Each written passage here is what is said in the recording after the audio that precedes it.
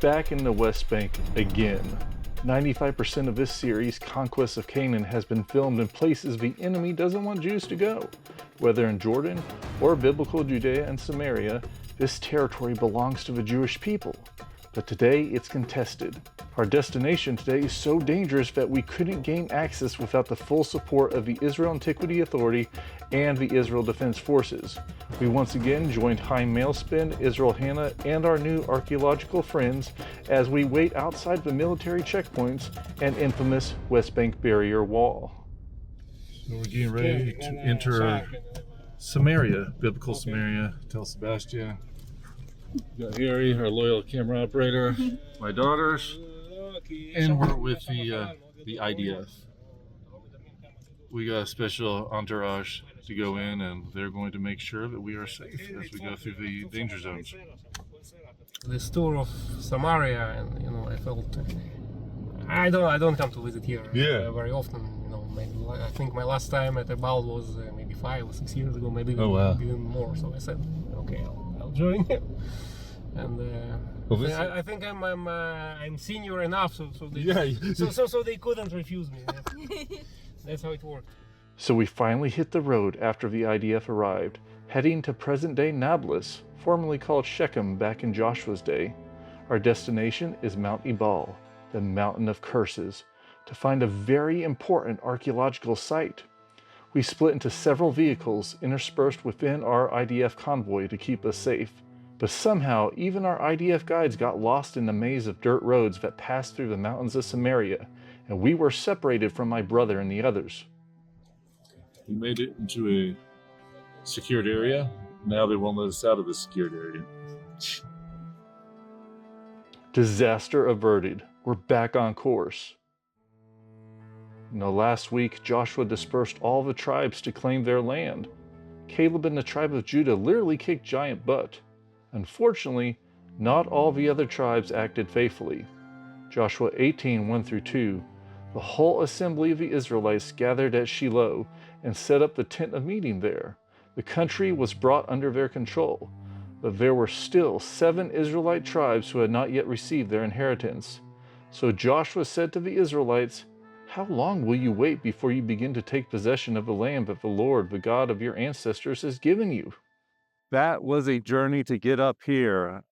That's an understatement. It took an entire crew of IDF archaeologists and, of course, us to get up here. And now, man, it's windy up here, but this is it behind us. Joshua's altar. Come, I'm just impressed that I'm the only one that walked the entire way. I can't believe y'all drove. Y'all need to get in better shape like me. That's a lot of work, Josh. It's been quite a journey, I'll say that.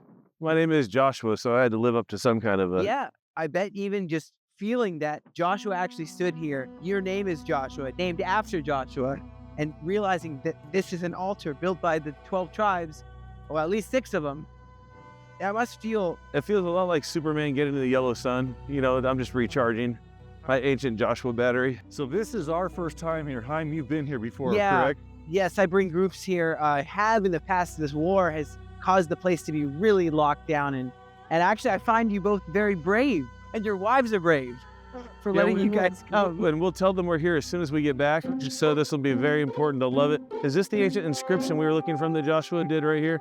It's not actually, but this is not the original. Now, you know the story is that... Tell me, refresh everyone who needs to know the story. Yeah, so you got the Mount of Blessing. Gerizim, on the other side of Nablus or Shechem. And the Mount of Cursing. We're standing on the Mount of Cursing. What I always find is so strange. Why is it that Joshua, with the famous line, "As for me and my house, we will serve the Lord," why did he do that on the Mount of Cursing? Because they pronounced the 6 tribes, and the city of Shechem right down there. Some call it Nablus. The Romans called it Nablus, Neopolis, new place.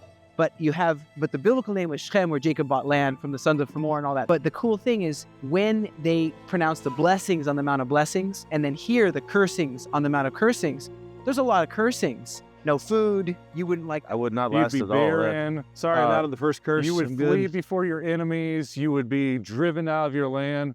But just to recap how it is that the Israelites got here, this event actually happened after the Battle of Ai. And so they went straight here. They had to fulfill the word of the Lord that God gave to Moses, Deuteronomy 27. When you get into the land, you got to do this. They had to clear a path first to get here. And then Joshua had to build the altar of unhewn stones. Yeah. And this is like an outer retaining wall of a larger altar, but they say inside is a smaller circular altar that dates back to the time of Joshua, but this outer one is just a few hundred years, 400 years past that. True. And of course, all the bones.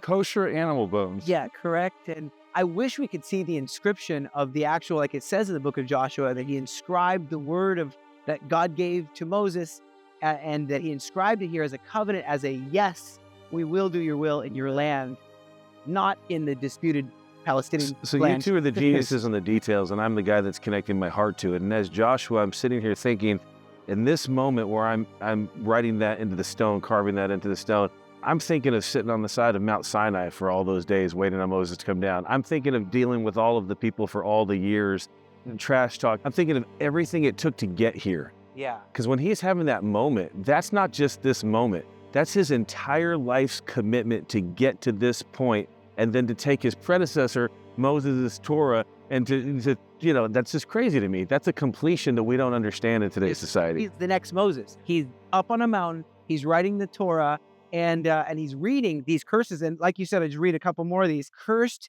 in the city and the field, barren wombs, failed crops, disease, drought, defeat, becoming the tail, not the head, exile. I'm all about the aliyah, bringing them home, but exile, cast out, fear, confusion, destruction. In the Deuteronomy 28, you're reading these, and Joshua's like, I think I've heard enough. There's one coming, his name is Yeshua, which is going to do away with the mount of cursings. It will be gone forever, because he's going to be a mount of blessings wherever he goes. And in his kingdom, there will be love and all the good things that God represents. Right. And we're looking forward to that. He's paying for that so that we don't have to. Yes, he already paid the price for our blessings. Here, let me show you where the transcription is over here, where I put it. I think I remember where I kept it, but we'll take a look. Joshua 8:30-32. Then Joshua built on Mount Ebal an altar to the Lord, the God of Israel, as Moses, the servant of the Lord, had commanded the Israelites. He built it according to what is written in the book of the law of Moses, an altar of uncut stones, on which no iron tool had been used. On it they offered to the Lord burnt offerings and sacrificed fellowship offerings. There, in the presence of the Israelites, Joshua wrote on stones a copy of the law of Moses. Right, this is amazing here. We have a crew of archaeologists that's telling us all these facts. Now, over on this side, if the cameras can pan around, you're going to see the Tirzah Valley. This was a path that the Israelites had to come in to get up to Mount Ebal and Mount Gerizim. They were over 2 million people. They needed a lot of space to travel, so they had to have this valley right here to go through. You don't want to go over a mountain with women, children, cattle, all that stuff. This land right here is like so disputed. I mean, it's like a military zone. Why is this, even the fact that Joshua made this altar here is disputed but it's not with the narrative of a Palestinian state. Yeah. And we were talking about that with the archaeologist in the car, why it's disputed. And he says the only reason it's disputed is because it's in the Bible.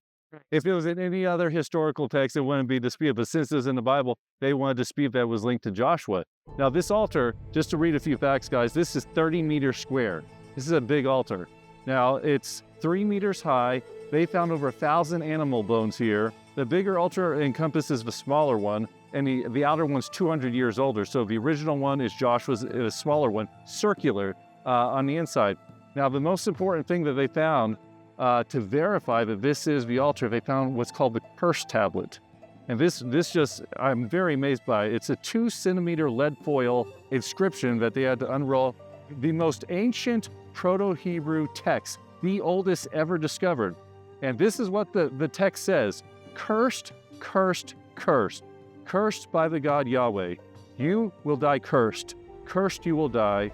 Cursed by Yahweh. Cursed, cursed, cursed. That is a buffer. Do you think he's trying to get at the point? I think I got in the case you point here, misunderstood what I'm trying to say here, cursed. And just in case, cursed, and Yahweh, he did it, not me, cursed again. This was how serious God was trying to tell his people. When you go into that land, don't commit the sins of the Canaanites, don't intermarry them, wipe out every man, woman, and child. This is hardcore. Or they will be a snare to you. You will adopt their lifestyle, and we know that's exactly what they did. Joshua 23, 1 through 2, and 14 through 16.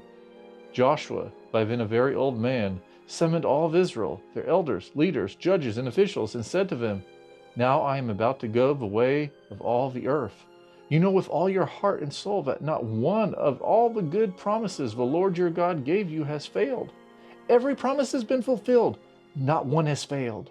But just as all the good things the Lord your God has promised you have come to you, so he will bring on you all the evil things he has threatened, until the Lord your God has destroyed you from this good land he has given you.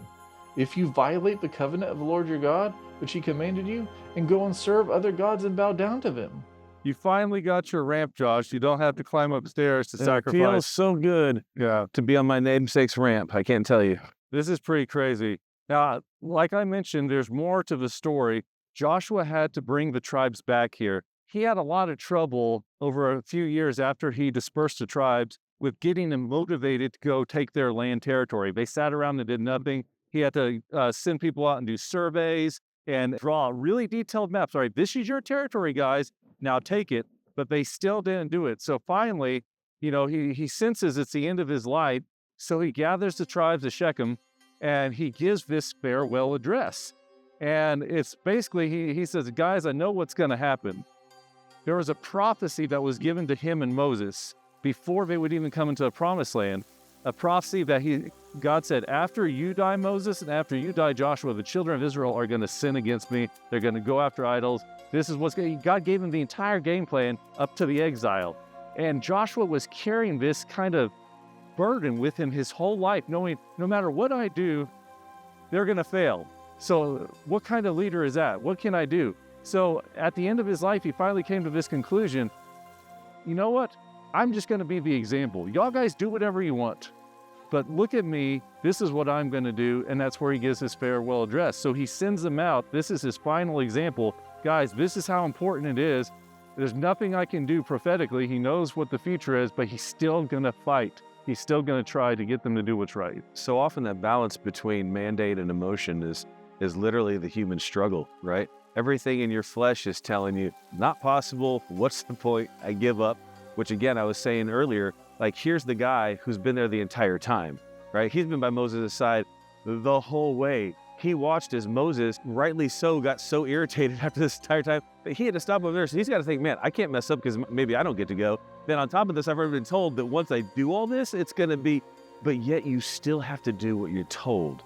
There's still a mission to accomplish. That is that mandate, that message from on high, that's still relevant today. Joshua 22, 1 through 5. Then Joshua summoned the Reubenites, the Gadites, and the half-tribe of Manasseh, and he said to them, For a long time now, to this very day, you have not deserted your fellow Israelites, but have carried out the mission the Lord your God gave you.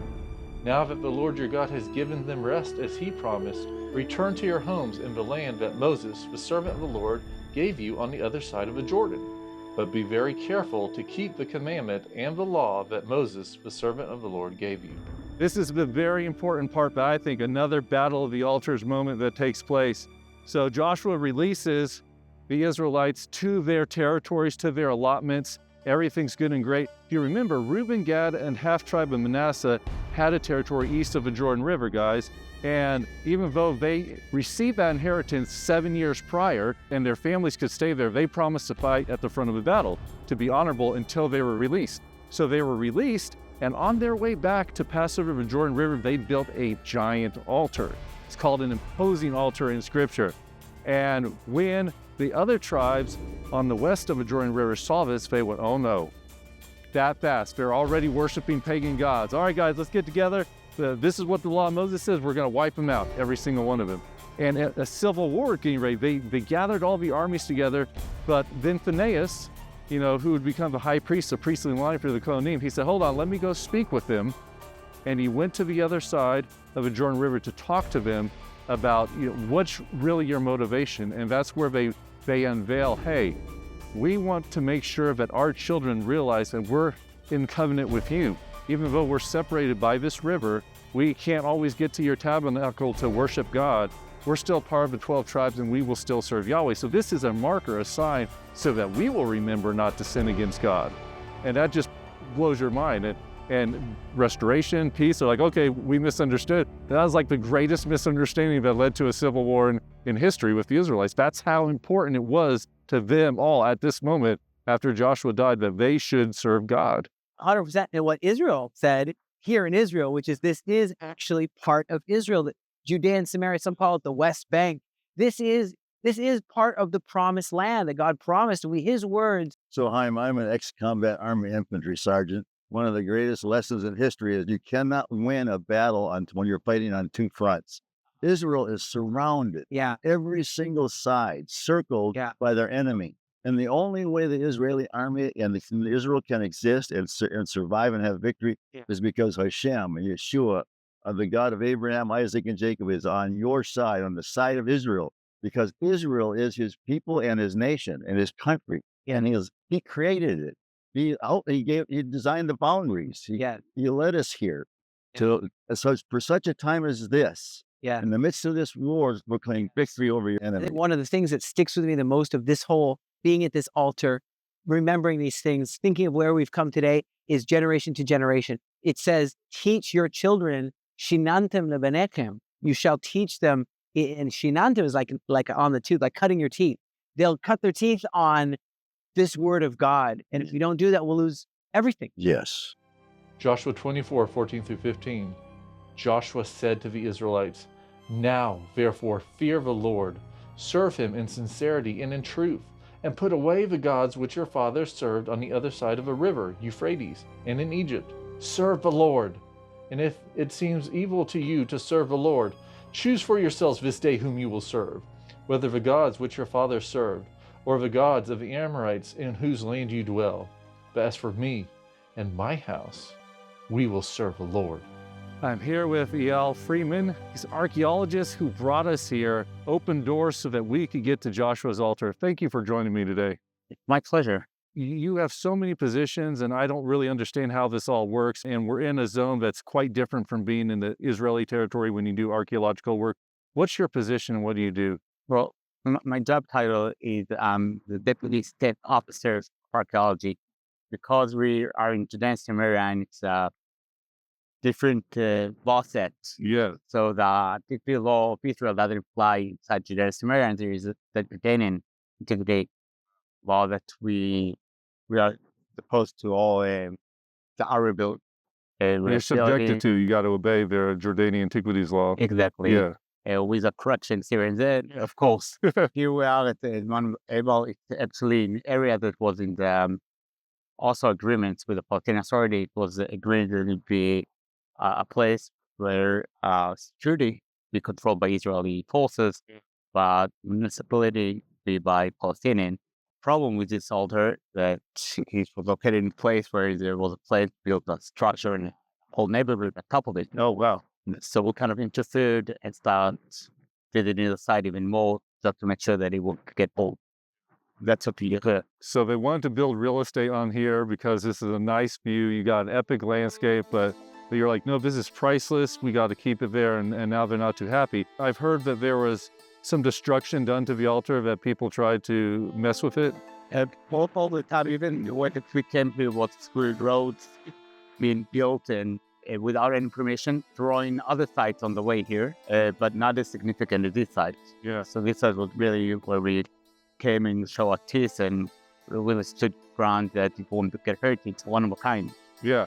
Don't know any other sites from that time of creation of the people of Israel. Yes. And it's not only for the Jewish people, of course, it's for everybody. It's traditional, it's a heritage site, should be kept and being able to let people come and visit it. Yeah. It's not the way that we came here today with the military, with the convoy. Yeah, it was a big deal. It was a big deal, but it should be open to everybody to come and visit. It shouldn't be just for people of Israel and just people from Atlas or something like that. Yeah. It should be for the world to see. All the world, yeah. In more approach. Well, I appreciate your time here. So okay. Thank you so much.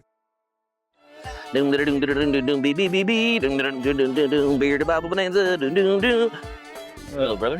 Hello. Okay, guys, join Bearded Bible Bonanza. It's an exclusive paywall content site that helps support the ministry, and you get a lot of cool extra stuff like never before seen interviews, exclusive behind the scenes looks, and long lost solo content that hasn't been heard for decades. Please join us at patreon.com/Bearded Bible Bonanza. It's one of the slashes. See you there.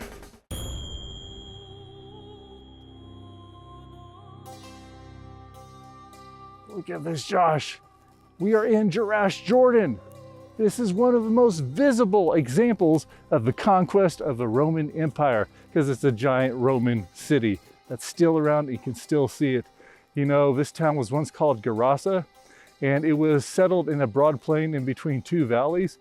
The interesting thing about this town, Josh, is it was once in the territory of Gad in Gilead, which is on east of the Jordan River. There was 2.5 tribes of the Israelites that settled in this territory. This was once part of Israel proper. We are sitting here in the middle of the Oval Plaza. And as you can see, none of this was made by IKEA. Why? Because it's still here today. Everything I sit on an IKEA break, so sorry, Swedes. This little area sported 56 columns. Count them if you dare. They're all around us. This was the central hub for politics, for entertainment, and it had pagan symbols, shrines, and temples galore. Everything you would need as a pagan to survive, we have right here. This was also called one of the 10 cities of the Decapolis. So it is believed that Yeshua passed through here when he was teaching about the kingdom of heaven. Right behind you is Dallas, Texas, 8,000 to 10,000 miles away. But right over there, that's the ancient ruins of the Temple of Zeus. The time period of Yeshua, everyone in the world spoke Greek of some kind. Now, these guys would come along named Romans and push this other little language called Latin. But the Romans, they didn't have a problem worshiping the gods of the Greek because it was the same as theirs, just with different rebranding on the names. That's right. Satan used the Roman Empire to try to subjugate the whole world and halt the promises of God. Even at the time of Yeshua, it was prevalent. It was a dominating force in Israel, and they wanted to be free from Roman rule. You get this very important prophecy in the book of Daniel that foretells this Roman Empire being an in-game player in the end times. During the tribulation, the first beast represented Babylon, the second beast represented the Medo-Persian Empire, the third beast representing Greece, and that leads us to the big bad, this Roman Empire, this beast that's unlike any of the others. Let's read that scripture. Daniel 7:7-8. After that, in my vision at night, I looked, and there before me was a fourth beast, terrifying and frightening and very powerful. It had large iron teeth. It crushed and devoured its victims and trampled underfoot whatever was left. It was different from all the former beasts, and it had 10 horns. While I was thinking about the horns, there before me was another horn, a little one, which came up among them, and 3 of the first horns were uprooted before it. This horn had eyes like the eyes of a human being, and a mouth that spoke boastfully. It's amazing how the empire of Rome looks so similar to the empire of the beast, the Antichrist, although they're separated by thousands of years. Now, the Roman Empire, it came to an end, right? Well, no, not exactly. Part of it did. One half split, and the other half kept going, just being rebranded throughout the ages, and eventually will reveal itself to be the empire of the beast. That's right. Daniel was given a vision of all these world empires to come, and it paralleled the vision that Nebuchadnezzar was given. It's very interesting that God gave this vision to Daniel, one of his people, and to an Antichrist figure, Nebuchadnezzar. The Nebuchadnezzar's dream, or vision, if you will, was of that amazing statue, the colossal head of gold, which represented the Babylonian Empire. And then you had the silver chest, you know, that was the Medo-Persian Empire. And then you had the bronze, which represented the Greek Empire. And then, of course, Rome. We'll get to this very important lesson, which is the legs of iron, the feet. Daniel 2:40-41. And the fourth kingdom shall be as strong as iron, inasmuch as iron breaks in pieces and shatters everything. And like iron that crushes, that kingdom will break in pieces and crush all the others. Whereas you saw the feet and toes, partly of potter's clay and partly of iron. The kingdom shall be divided, yet the strength of the iron shall be in it, just as you saw the iron mixed with ceramic clay. And the kingdom continues to divide. In fact, it never really dissolved. This Babylon the Great just was incorporated into other world-devouring kingdoms. That means the statue itself doesn't represent Nebuchadnezzar like he thought. It actually represents Satan himself. The hands and feet of Satan are the hands and feet of that statue.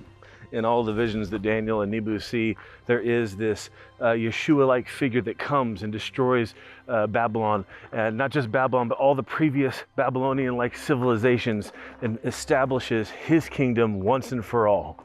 Daniel 2:44 through 45. And in the days of these kings, the God of heaven will set up a kingdom which shall never be destroyed, and the kingdom shall not be left to other people. It shall break in pieces and consume all these kingdoms, and it shall stand forever. Inasmuch as you saw that the stone was cut out of a mountain without hands, and that it broke in pieces the iron, the bronze, the clay, the silver, and the gold, the great God has made known to the king what will come to pass after this. That kingdom that will destroy all the other kingdoms is Yeshua's millennial kingdom.